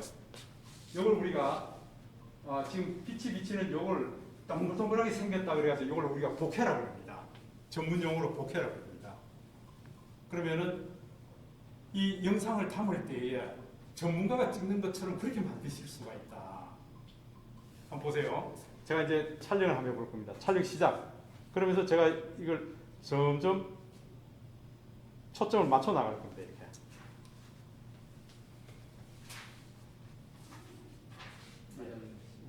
정확하게 맞고요. 정확하게 맞추고요. 이 전체적으로 정확하게 맞출 건데. 이렇게.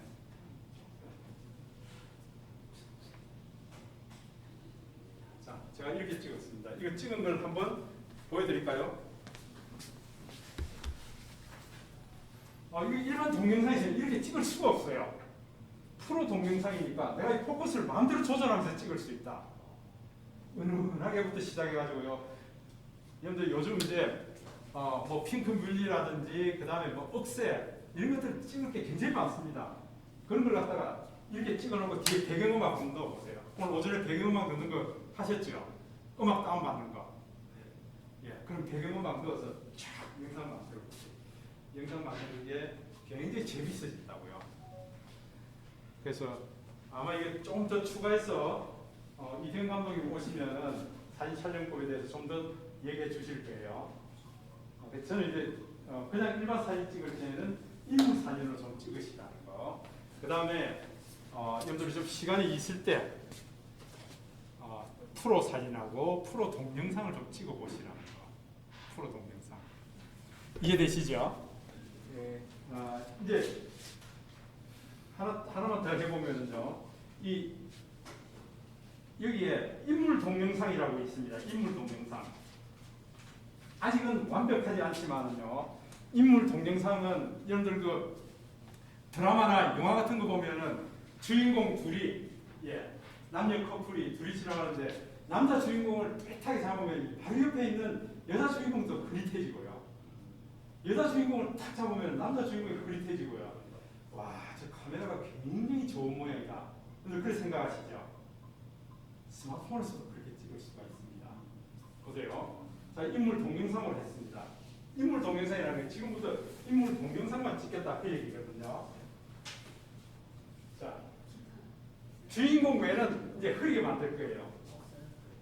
스타트. 예, 준비되었어요. 들어갑니다. 쭉 들어갑니다.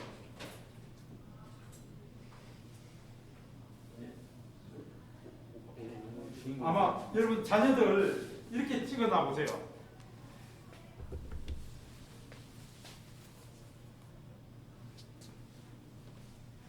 뒤에 있는 분들 어때요? 흐릿해져. 다 흐려져버리죠. 네. 포커싱을 극대화시킬 수 있다요. 인물 동영상으로 찍게 되면. 근데 아직은 좀 디테일이 요 뒤에 끝부분 이런 거 보면은 좀 이렇게 다크로운 거예요. 좀 아주 깨끗하게 표현을 못 한다는 거. 아마 이게 이제 삼성전자 카메라 사업부, 스마트폰의 카메라 사업부에서 이거 계속 해결해야 될 부분인데 조만간에 해결 안 되겠어요, 그죠? 그 저는 굉장히 많이 봅니다. 이게 카메라가 얼마만큼 업그레이드 됐나, S23에는 어떤 기능이 더 들어올까, 제가 굉장히 관심이 많거든요. 왜냐하면은 저는 2016년부터 계속해서 스마트폰 사진으로 제가 전시를 하고 있습니다. 스마트폰 사진 작품 전시를 계속 해오고 있습니다. 올해 7년째거든요. 여러분들 사진 전문가들이 와서 저보고 묻습니다. 이거 정말 스마트폰으로 찍은 거 맞냐? 나한테 자꾸 묻습니다. 그분들은 장비도 굉장히 무겁고 비싼 거 이런 거 들고 다니면서 찍는데 왜 뒤통수에 꽂고 다니는 스마트폰으로 찍었다가 기가 찰 노릇이잖아요. 예, 찍을 수 있다. 작품을 얼마든지 만들 수 있다. 그 얘기예요. 자, 사진 얘기는 이만큼 얘기했습니다. 누가 여러분 재밌습니까? 네. 근데 예. 선생님, 예를 들어서 사진 작가들은 이렇게 먼 거리에 있는 것들을 예. 주인 같은 거에서 이렇게 망원으로 당기죠. 예. 근데 스마트폰 갖고 그건 잘 안 돼요. 스마트폰으로 찍으실 때는 이게 우리가 스마트폰으로 먼 거리에 있는 거 찍으실 때 이제 조심해야 되는 게요. 그러니까 일반 사진에서는 이게 가능해집니다. 사진에서 보면은 이렇게 얘기합니다. 1x 1대1이죠. 네. 0.5 하는 것은 이게 광각입니다. 0.5를 놓으면은 굉장히 이렇게 광각으로 찍히게 되는 거죠. 근데 5 하는 거는요. 망원 렌즈죠. 자, 5를 한번 놔보겠습니다. 이만큼요. 이렇게 찍힙니다.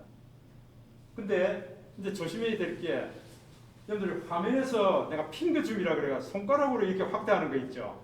디지털 줌입니다.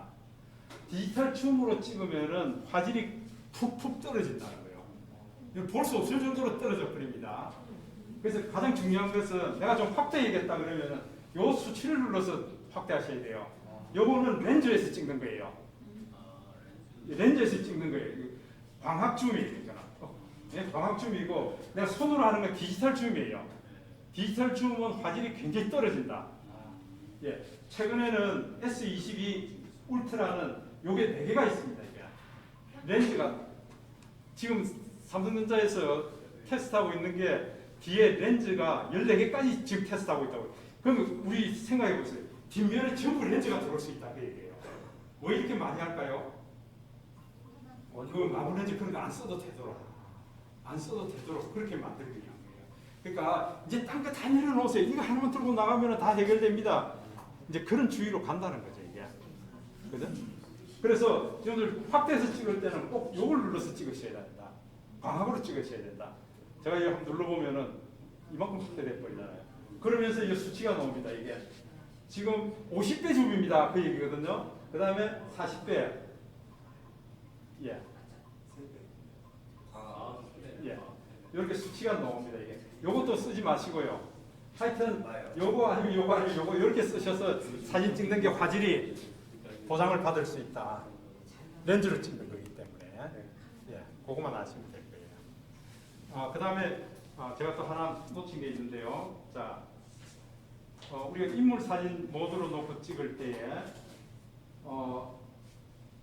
여러분들 주인공이 누구다 터치하시라 그랬죠.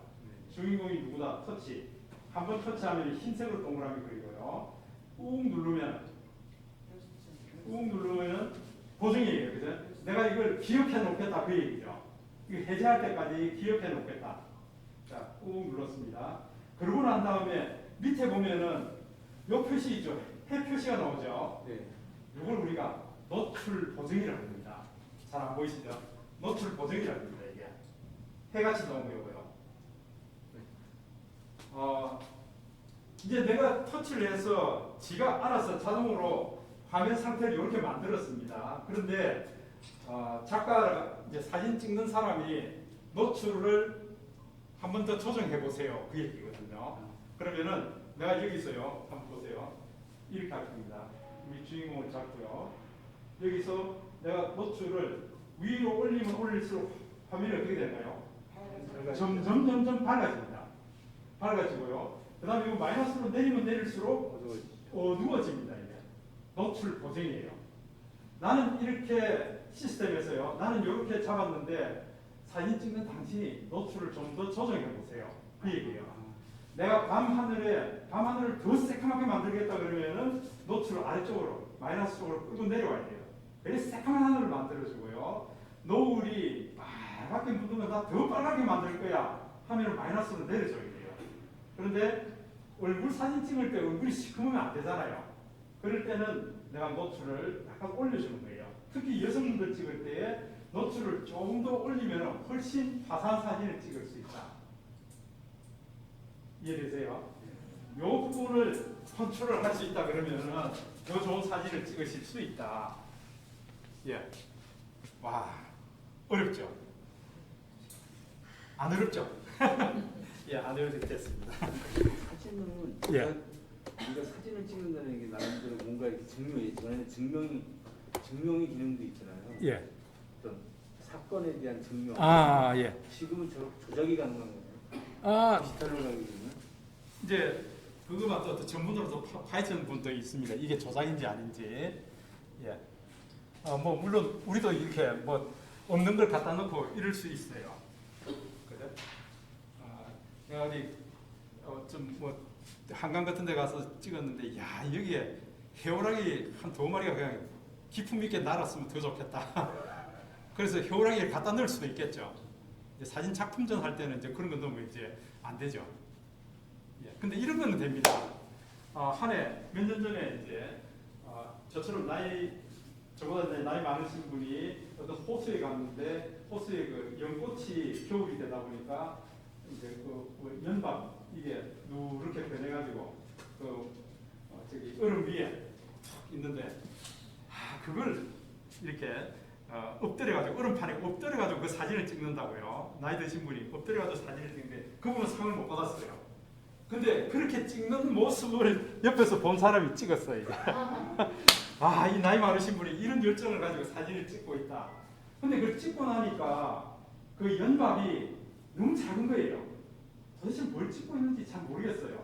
그러니까 이분이 이제 연밥을 한 배로 확대한 거예요. 한 배로 확대하니까 이 연밥을 찍으려고 저 호숫가에 얼음 그 호숫가에 엎드려서 저 사진을 찍고 있구나. 요걸 확대한 건 괜찮아요. 그걸 강조하기 위한 거니까. 없는 게 아니고 있는 건데 이게 뭔지 이렇게 좀 확실하게 하기 위해서 확대를 해요. 그런 경우는 괜찮은데 아예 없는데 갖다 넣으면 문제가 생긴다. 예. 여러분 하여튼 이제 주말이고 하니까 주말에 가족들과 함께 산책을 가시더라도 어떻게 하면 멋진 사진을 찍을 수 있을까 자꾸 연습해 보셔야 돼요. 연습을 많이 해보는 수밖에 없습니다. 저는 강의 들어가면은 매일 5컷 이상 찍었어요. 그래서 하루 5컷 찍은 거 숙제를 줍니다. 매일 5컷 찍은 거 올리세요. 물론 5컷 이상 찍습니다. 50컷을 찍든지 100컷을 찍든지 간에 내가 생각하는 베스트 5가 어떤 거다 하고 무조건 올리세요. 그 숙제 안 하면 벌금 내야 됩니다. 이러거든요. 그럼 매일 5컷씩 해서 올립니다. 이게. 그 방법밖에 없어요. 많이 찍어보는 수밖에 없습니다. 그래서 여러분들 찍은 사진을 보면서 이 갤러리에 한번 보세요. 여러분들 갤러리를 보시면서 이 사진 제가 이 앞에 이 입구에서 찍었습니다. 이 춘희역 나와가지고 찍었는데 이거 이 사진을 찍었는데 내가 이거 좀 자전거 이쪽으로 더 가서 찍었으면 좋았겠다. 그러면서 이 사진이 찍힌 메타 정보를 보려고 그러면 화면을 위로 올려버릴 때죠. 화면을 위로 올리면은 이게 메타 정보가 나옵니다. 사진 사이즈는 4000 픽셀에 2252고요. 5.24MB로 찍혔는데 어디서 찍혔다 하는 게 나오고요. 요게 이제 안에 더 들어가 보면은 몇 월 며칠 날 어디서 찍었고요. 경기도 부천시 원미구 여기서 찍었는데 조리개는 1.8로 찍었고요. 셔터 속도는 792분의 1초로 찍었고요. 7mm 렌즈로 찍었고 ISO 20이고 화이트 밸런스는 자동으로 해서 찍은 거다. 이게 이 사진에 대한 메타 정보예요. 이런 것들도 자꾸 보는 연습을 하셔야 돼요. 예. 그래서 어떻게 하면 더 좋은 사진을 찍을 수 있을까 하는 것들을 자꾸 연구해 보셔야 된다는 거예요. 예. 지금 특히 가을이니까 어떻게 하면 더 가을스럽게 찍을 수 있을까 그런 것들도 많이 생각해 보시고요. 지금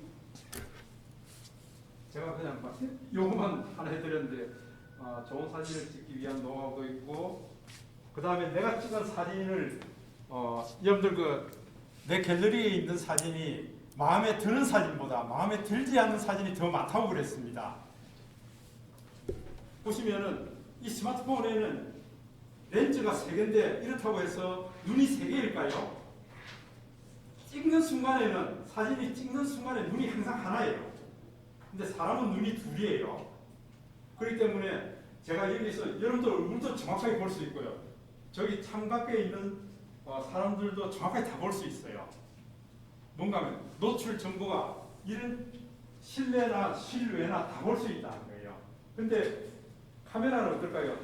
렌즈가 3개 있다 하더라도 찍히는 순간에는 눈이 하나예요. 그렇기 때문에 어디에 노출을 기준으로 잡아냐에 따라서 우리가 실내에 찍으면 실내 기준으로 찍게 되면은 실내에 있는 사람만 정확하게 찍히고 실외 바깥에 있는 사람은 흐릿하게 보인다고요. 뿌옇게 보인다고요. 예. 이제 그런 것들을 이제 여러분들 그 차이를 이제 좀 보실 수 있어야 되고요. 그걸 내가 어떻게 하면 맞출까 하는 게 이제 사진 리터칭이에요. 요거는 제가 그냥 설명만 드리도록 할 겁니다. 한번 보세요. 카메라를 열어서 사진을 찍으려고 했던 그 마음을 일깨워서 내 마음에 들게 리터칭을 할 수 있다. 예전에는 사진관에서 직접 붓으로 터치해가지고 점도 없애고 다 했는데 이제는 디지털 시대는 내가 다 할 수 있다. 예. 이거 지금 제가 태화강 일몰 직후에 하늘이 불타고 있는 장면을 제가 찍었습니다. 기준이 어딘가 하면은 네가 주인공이야. 불타는 하늘 네가 주인공이야. 하고 찍었는데 이게 전부 시커매요. 여러분 사진 찍어놓고 보면 이런 경우 많죠. 그런데 내 눈으로 본 거는 그게 아니거든요. 내 눈으로 본 거는 이런 장면이에요. 이런 장면인데 여기다가 포커스를 맞추니까 여기는 시커매져 버렸어요. 이걸 확 뒤집어서 수정 후 장면, 이런 장면으로 만들 수 있는 어플이 있다고요. 그게 이제 스냅시드라는 겁니다. 스냅시드요. 독일에서 개발된 거예요. 독일에서 개발됐는데 이걸 구글에서 인수했습니다. 이게 프로그램이 얼마나 좋으면 구글이 인수했을까요? 사진 리터칭 하는 프로그램 중에서는 최고다. 스냅시드라는 건 나중에 한번 또 익혀보실 겁니다. 자, 보세요. 이것도 마찬가지입니다. 수정 전입니다. 태화강 일몰 후에 찍었는데 지금 이런 모습입니다. 그런데 이걸 내가 조금만 손을 보면 이렇게 바뀐다는 거예요. 구름 디테일이 다 살아나고요. 그죠? 이 정도면 여러분 작품으로 내도 되죠? 근데 이렇게 찍혔으면은 여러분 아마 그럴 거예요. 사진이 뭐 이게 내가 본 거하고 다르잖아 하고 쓰레기통 넣어버릴 거예요. 쓰레기통 넣으면 안 된다. 이게 이런 모습이었다는 거예요. 이게. 그러니까 여러분들 그 디지털로 변환되는 거하고 리서칭 후의 모습까지 여러분들 연상을 해보실 수가 있어야 된다. 그 얘기죠. 자, 울산에 주전에 가면은요, 이제 이런 돌도 있지만 아주 바짝바짝한 까만 조약돌 해변도 있습니다. 그래서 저는 이 울산에서 이렇게 요 구름 사이에 나타나는 하늘이 새파란 하늘이 참 이쁘더라고요. 근데 이걸 기준으로 찍었는데 이게 하늘은 표현이 잘 안 되고요. 지금 이 모양이더라고요. 그래서 이걸 스냅시드를 통하면 이런 모습이에요. 다르죠? 이제 스냅시드를 통하면은 구름이 층층이 우리는 그냥 회색 아니면 흰색 이런데 아니에요. 농도에 따라 다 달라진다고요.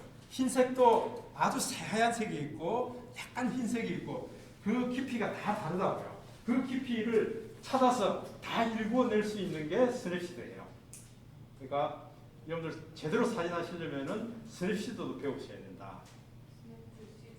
예, 스냅시드요. 예, 독일에서 배워야 되고요.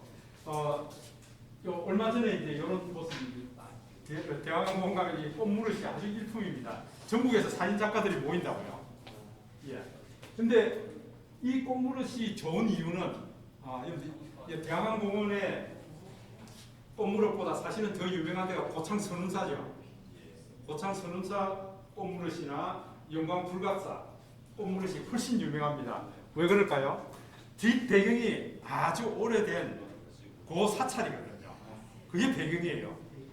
대왕항공원의 꽃무릇이 좋은 것은 아주 오래된 소나무가 뒤에서 배경을 받쳐주고 있기 때문에 그렇거든요. 예. 근데 지금 찍고 나니까 꽃대가 지금 소나무 때문에 거무튀튀합니다. 그런데 이걸 스냅시드로 리터칭하면 이런 모습이에요.